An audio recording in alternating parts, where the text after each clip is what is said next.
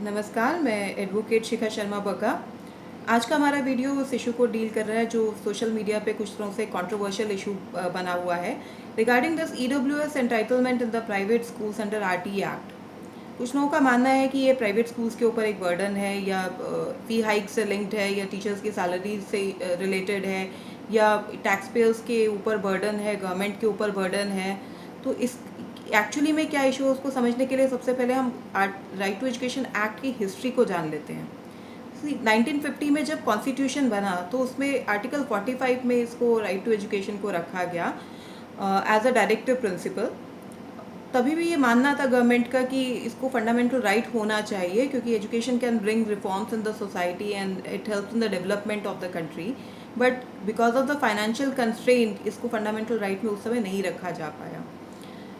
It took 52 long years. उसको 2002 में finally ये एक फंडामेंटल राइट बना अंडर आर्टिकल 21A में इसको जगह मिली, which is the first right under the right to life.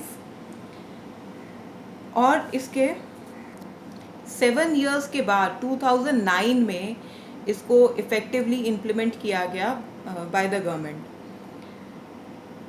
अभी एक दिन के अंदर ये राइट नहीं क्रिएट किया गया, इसके ऊपर काफ़ी डिबेट डिस्कशन हुआ है। हमारे great academicians professor Shanta Sinha, professor Krishna Kumar जैसे लोगों ने इसके ऊपर रिसर्च किया है और ये 25% जो रिज़र्व करना और कुछ सेलेक्टिव प्रोविज़न डालना ये रिगार्डिंग द CWS एंटाइटलमेंट को कुछ रिसर्च के बाद ही ये आया है। इसमें नहीं, उनका मानना था कि हम लोग हर एक स्टेज पे हर तरह के लोगों के साथ हमें डील करना पड़ता है और अगर इस तरह की ट्रेनिंग हम लोगों को बचपन से नहीं होती है तो हमें आगे उसको डील करने में प्रॉब्लम रहती है।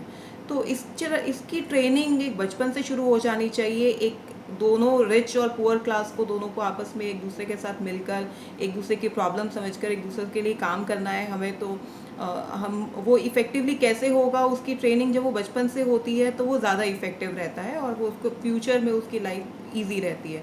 तो that has to be the part of the education under this, इसलिए उसको एक मिक्स क्लास करके बनाया गया है। अब 25% ही क्यों?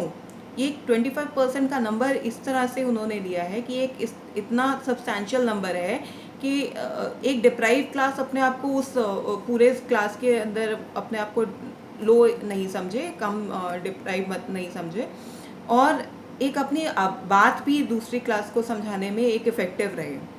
ठीक है, और जिससे कि हमें एक इगैलिटेरियन सोसाइटी, एक इक्वालिटी डेवलप करने में और ये जो रिच और पुअर क्लास का जो डिफरेंस कम करने में काम कर सकें। दूसरा इसमें बहुत सब्सटैंशियल इशू ये है कि एक एलिमेंट्री एजुकेशन क्राइम रेट को कम करने में बहुत ज़्यादा इफ़ेक्टिव माना गया है। अगर क्राइम रेट कम होता है हमारी सोसाइटी में तो अल्टीमेटली ये सबको बेनिफिट करता है। अब हम हिस्ट्री समझते हैं कि EWS एंटाइटलमेंट कहाँ से आता है। नहीं, पहले सिर्फ गवर्नमेंट स्कूल्स ही हुआ करते थे।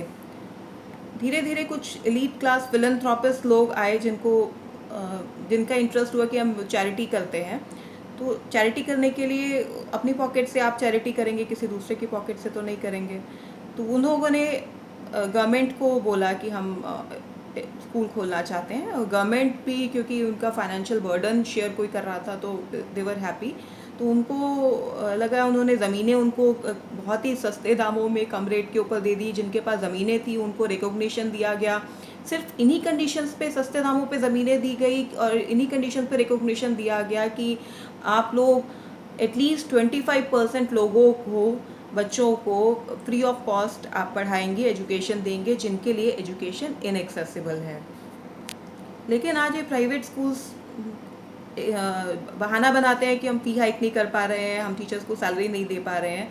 तो इसका कहीं से भी दूर दूर तक रिमोटली कहीं लिंक नहीं है। नहीं, जब चैरिटी स्कूल को करनी थी, सोसाइटी को करनी थी, तो कोई बच्चा आपके स्कूल में पढ़ने इस कंडीशन पे तो आ नहीं रहा कि उसको चैरिटी करनी है, या कोई टीचर आपके स्कूल में एम्प्लॉय इसलिए नहीं हो रहा है, उन कंडीशंस पे नहीं हो रहा है कि वो चैरिटी करेगा। उससे अगर आप उसका अगर एंटाइटलमेंट काट रहे हैं, उनका राइट अगर आप कर रहे हैं, तो वो उनसे आप फोर्स चैरिटी करवा रहे हैं। ये जो कि ऑब्लिगेशन एक प्राइवेट स्कूल के सोसाइटी की थी, वो आप फोर्स चैरिटी उनसे कर। दूसरा जो इशू टैक्स पेयर्स का आता है, क्या हम पहले समझ लेते हैं कि टैक्स पेयर हम किसे कहते हैं। टैक्स पेयर सिर्फ वो नहीं होता है जो इनकम टैक्स पे ही है। टैक्स पेयर इवन वो गरीब आदमी भी है जो बाज़ार से कुछ सामान खरीदता है और वो उस पे भी टैक्स देता है, तो वो भी टैक्स पेयर है। तो बस डिफरेंस इतना ही है कि कुछ लोग ज़्यादा टैक्स पे कर रहे हैं, कुछ लोग कम टैक्स पे कर रहे हैं। तो टैक्स पेयर मनी वो इक्वली उनका भी राइट है, वो भी टैक्स पेयर्स हैं। इसलिए कोई एक बर्डन नहीं है कि वो उन टैक्स पेयर्स के ऊपर या और गवर्नमेंट के ऊपर भी नहीं है, क्योंकि वो एक फंडामेंटल राइट है। तो राइट जब कोई आपको देना है तो वो एक उसमें कोई ऑब्लिगेशन वाली बात नहीं है। जस्टिस फॉर ऑल की इस इशू के ऊपर EWS एंटाइटलमेंट को लेकर 2 केसेस अभी पेंडिंग है ऑनरेबल दिल्ली हाई कोर्ट में। और इन दोनों केसेस में हमारा जो बुक्स यूनिफॉर्म की इनकी एंटाइटलमेंट है बच्चों की, और अभी ऑनलाइन क्लासेस के चलते जो बच्चों की डिमांड है, बच्चे जो ऑनलाइन क्लास नहीं ले पा रहे हैं लैपटॉप या एंड्रॉयड फ़ोन या गैजेट्स की एब्सेंस में, तो वो एंटाइटलमेंट के का जो इशू है अभी पेंडिंग है, जिसमें कि ये नहीं है इशू कि उन बच्चों को मिलना चाहिए या नहीं मिलना चाहिए। उसके लिए तो सब क्लियर है कि बच्चों को मिलना चाहिए, अंडर IT एक्ट उनका राइट है। इशू ये है कि कौन कितना बर्डन बियर करेगा, प्राइवेट स्कूल्स का कितना बर्डन, कितना शेयर होना चाहिए, स्टेट गवर्नमेंट का कितना है और सेंट्रल गवर्नमेंट का कितना है। तो ये प्राइवेट स्कूल्स में हो क्या रहा है आज की डेट में, बुक्स यूनिफॉर्म को के नाम पर जो जनरल पेरेंट के साथ भी जो लूट चल रहा है। एक 10 रुपये की नोटबुक के ऊपर अपना लोगो लगाकर उसको 50 रुपीज़ में बेचा जाता है।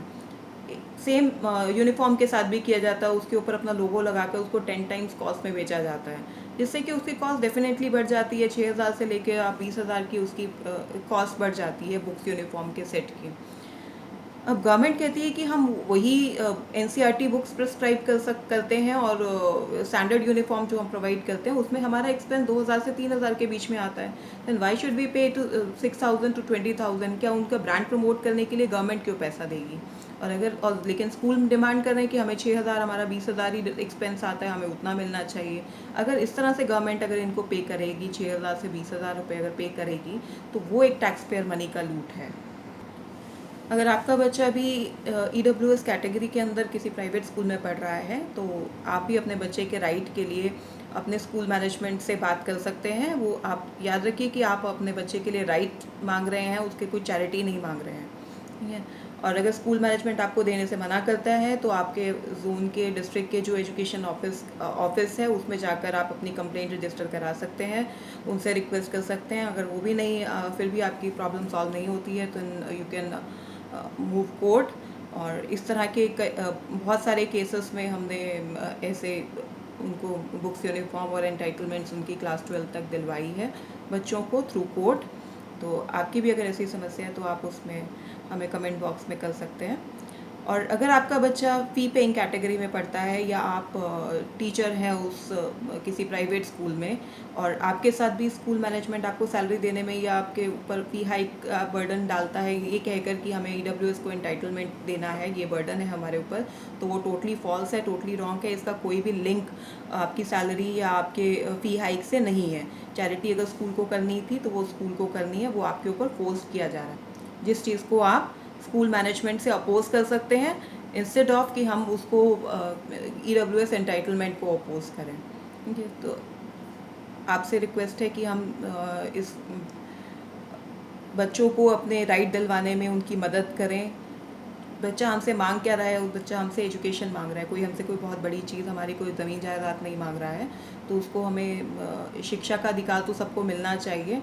शिक्षा का दान एक महादान माना गया है। तो हम कोशिश करें कि इस इशू को लेकर कि बच्चों को एजुकेशन ना मिले, इसको लेकर प्लीज़ अपोज ना करें।